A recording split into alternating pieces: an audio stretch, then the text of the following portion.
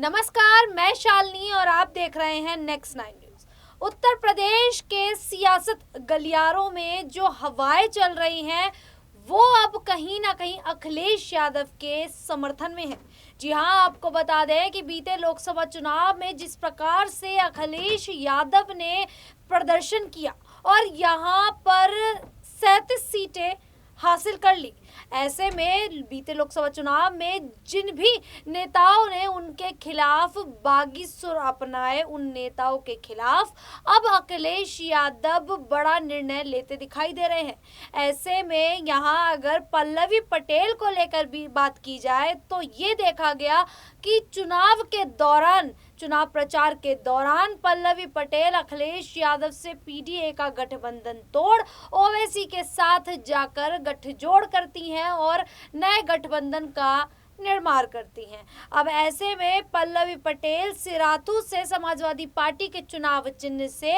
यहाँ पर विधायिका हैं और जिस प्रकार से अखिलेश यादव ने अब निर्णय लिया है कि वो सभी बागी नेताओं के खिलाफ यहाँ पर कार्रवाई करते दिखाई देंगे और यहाँ इस्तीफा भी ले सकते हैं। आज इस पूरे मुद्दे पर चर्चा करेंगे। मेरे साथ मेरे सहयोगी मनीष मौजूद है। मनीष, आपका बहुत बहुत स्वागत है।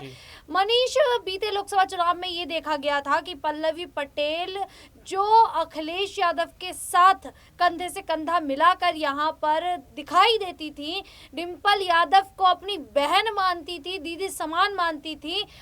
वही पल्लवी पटेल बागी सुर अपना लेती हैं और यहाँ अखिलेश यादव से समाजवादी पार्टी से गठबंधन तोड़ देती हैं। अब ऐसे में यहाँ अखिलेश यादव ने बड़ा फैसला लिया है। राज्यसभा चुनाव में जिन भी विधायकों ने उनके खिलाफ बागी सुर अपनाए थे, क्रॉस वोटिंग की थी, यहाँ भारतीय जनता पार्टी के समर्थन में वोटिंग की थी, उनके खिलाफ उन्होंने एक्शन लिया और उन्होंने स्पीकर से बात करने की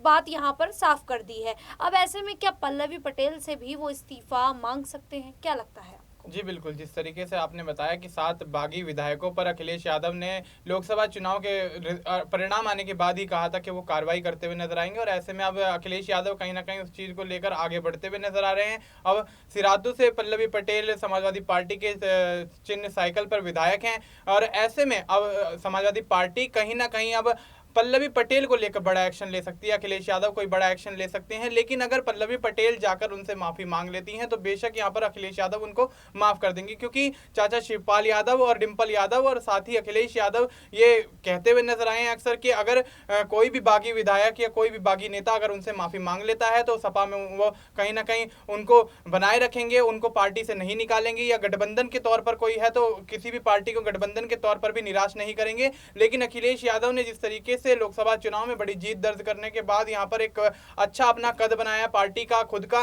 तो ऐसे में ये समझा जा सकता है कि अखिलेश यादव से बड़ा नेता इस वक्त उत्तर प्रदेश की राजनीति में कोई नहीं है। लेकिन जिस तरीके से अखिलेश यादव यहाँ पर कठोर यहाँ पर फैसला लेने की बात करते हैं, एक्शन लेने की बात करते हैं, तो कहीं ना कहीं यहाँ पर पल्लवी पटेल भी थोड़ा डरी और सहमी हुई होंगी, क्योंकि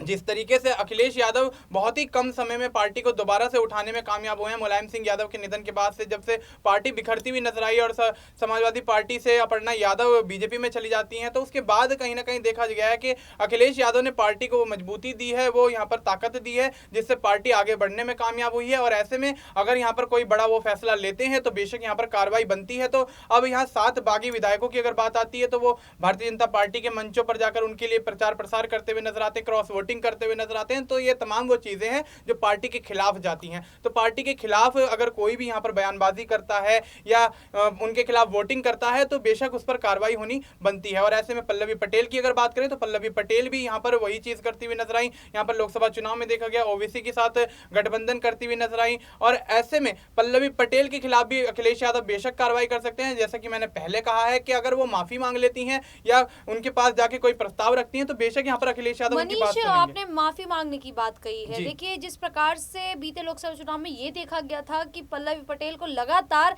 एक के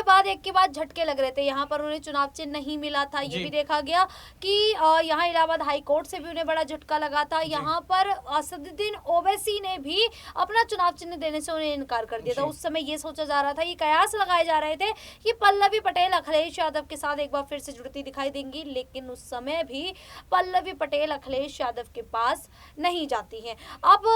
उत्तर प्रदेश में देखा जाए तो 10 विधानसभा सीटों पर उपचुनाव होने हैं। ऐसे में यहाँ पर भारतीय जनता पार्टी, कांग्रेस, बहुजन समाज पार्टी, चंद्रशेखर आजाद की आजाद समाज पार्टी, समाजवादी पार्टी और यहाँ पर अपना दल कमेरावादी प्रमुख पल्लवी पटेल ने भी ऐलान कर दिया है कि वो भी इन विधानसभा सीटों पर जो उपचुनाव होगा उस पर वो अपने उम्मीदवारों को मैदान में उतारेंगी। तो यहाँ माफी मांगने का जो सवाल है वो तो अब खड़ा ही नहीं होता है, क्योंकि पल्लवी पटेल समाजवादी पार्टी के खिलाफ जाकर अपने उम्मीदवारों को अब मैदान में उतार रही हैं। जी, तो देखिए मैंने वही कहना चाह रहा था कि जिस तरीके से अगर पल्लवी पटेल ने यहाँ पर अगर माफ़ी मांग लेती हैं, क्योंकि समाजवादी पार्टी के तमाम बड़े नेताओं ने, अखिलेश यादव ने ये कहा था कि अगर माफ़ी कोई भी नेता मांगता है, कोई भी कार्यकर्ता मांगता है तो उसकी माफ़ी को स्वीकार किया जाएगा और समाजवादी पार्टी में उसकी दोबारा एंट्री होगी, गठबंधन में दोबारा एंट्री करेंगे। तो ऐसे में जिस तरीके से आपने अभी जिक्र किया है कि वो समाजवादी पार्टी के खिलाफ यहाँ पर प्रत्याशी उतारती हुई नजर आ रही है, तो ये एक राजनीतिक मंच है, यहाँ पर फेरबदल चलते रहते हैं और यहाँ पर नाराजगी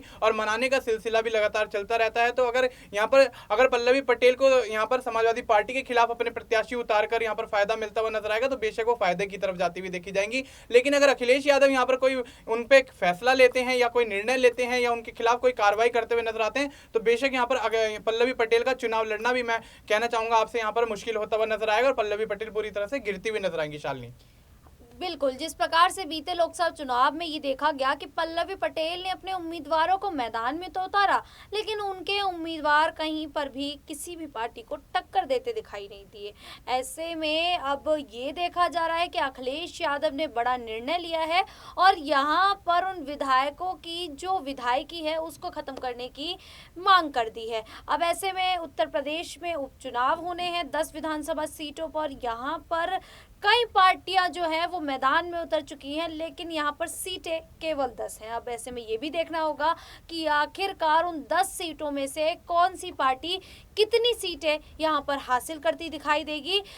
मनीष, मेरा आपसे आखिरी सवाल रहेगा, जिस प्रकार से अभी ये देखा जा रहा है कि अखिलेश यादव ने बीते लोकसभा चुनाव में बेहतर प्रदर्शन किया और तमाम रणनीति बनाई, रणनीति के दौरान ये देखा गया था कि समाजवादी पार्टी लगातार अपने उम्मीदवारों को बदल रही थी। यहाँ ये देखा गया कि कम से कम 12 से 13 बार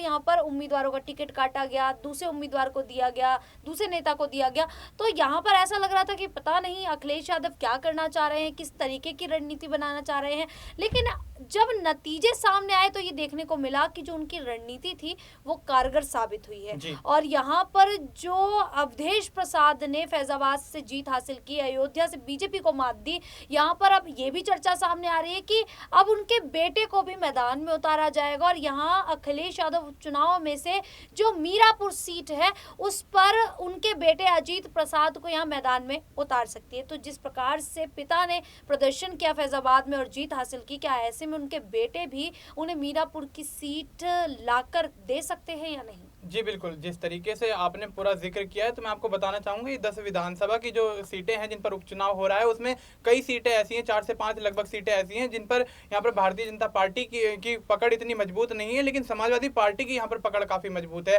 और ऐसे में अगर बात करें बीएसपी और एएसपी की, तो बीएसपी तो जिस तरीके से लोकसभा चुनाव में पिछड़ती हुई नजर आई और यहाँ पर मेरे को नहीं लगता कि यहाँ पर वो मुश्किल से 1 से 2 सीटें यहाँ पर निकालने में कामयाब रहेंगे। अगर आज़ाद समाज पार्टी की बात करी जाए तो 1 सीट से चुनाव लड़ते हैं और 1 सीट से चुनाव लड़ने के बाद नगीना से आजाद समाज पार्टी के प्रमुख चंद्रशेखर रावण यहाँ पर सांसद बनते हुए नजर आते हैं, लोकसभा जाते हुए नजर आते हैं। तो ऐसे में मुकाबला तो बेहद यहाँ पर दिलचस्प और यहाँ पर कहना चाहिए पेचीदा होता हुआ नजर आ रहा है। लेकिन अगर देखा जाए तो जिस तरीके से आपने मीरापुर का जिक्र किया, अवधेश प्रसाद के बेटे का यहाँ पर जिक्र किया, तो कहीं ना कहीं अवधेश प्रसाद ने जिस तरीके से बड़ी जीत यहाँ पर फैजाबाद लोकसभा से यहाँ पर दर्ज की है, तो उस सीट को भी लेकर ये कयास लगाए जा रहे थे कि भारतीय जनता पार्टी ने जिस तरीके से यहाँ पर अयोध्या में राम मंदिर का निर्माण करवाया है और जिस तरीके से भारतीय जनता पार्टी के तमाम बड़े नेता यहाँ पर राम मंदिर के मुद्दे पर यहाँ पर वोट मांगते हुए नजर आए, राम मंदिर पर वोट मांगते हुए नजर आए, तो कहीं ना कहीं राम मंदिर जो है वो एक बड़ा मुद्दा है उनकी जीत के लिए फैजाबाद लोकसभा सीट से। लेकिन परिणाम सामने आने के बाद आपको भी पता है और हमें भी पता है कि क्या हुआ है। और ऐसे में जिस तरीके से अवधेश प्रसाद ने फैजाबाद से जीत दर्ज की है, उसी प्रकार से अगर उसी रणनीति से अगर अखिलेश यादव अवधेश प्रसाद के बेटे को यहाँ पर आगे बढ़ाते हैं और मीरापुर से चुनाव लड़वाते हैं तो बेशक वो भी यहाँ पर जीत दर्ज करने में कामयाब होंगे। बिल्कुल, अब यही देखना होगा कि जिस प्रकार से फैजाबाद पर यहाँ पिता अवधेश ने जीत हासिल की, क्या बेटे भी उसी तरीके से यहाँ पर उसी दमखम से जीत हासिल करते दिखाई देंगे या नहीं? या उत्तर प्रदेश में जो विधानसभा सीटों पर 10 विधानसभा सीटों पर उपचुनाव होना है, यहाँ पर भारतीय जनता पार्टी बाजी मारती दिखाई दे सकती है। अब देखना होगा कि आगे और क्या कुछ होगा। फिलहाल के लिए इतना ही। इसी प्रकार की देश दुनिया से जुड़ी खबरों के लिए देखते रहिए नेक्स्ट 9 न्यूज़।